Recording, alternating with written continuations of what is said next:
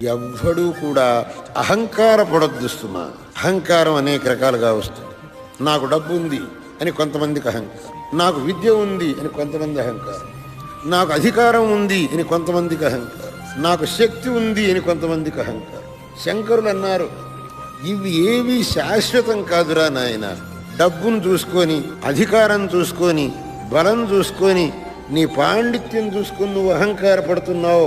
ఇవి ఏవి శాశ్వతములు కావు. వీటిని చూసుకొని నువ్వు అహంకారపడ్డావు అని అంటే అది చాలా పెద్ద పొరపాటు. ఈ అహంకారం ఉన్నవాడు తప్పులు చేస్తాడు. వాడు ఏమనుకుంటాడు అంటే, నన్ను ఎవడేం చేస్తాడు, నా ఇష్టం, నేను ఏమన్నా చేస్తా, నా దగ్గర డబ్బు ఉంది, నా చేతులు అహంకారం, నేను ఏమన్నా చేస్తా, నన్ను అడిగేవాడు ఎవ్వడు లేడు.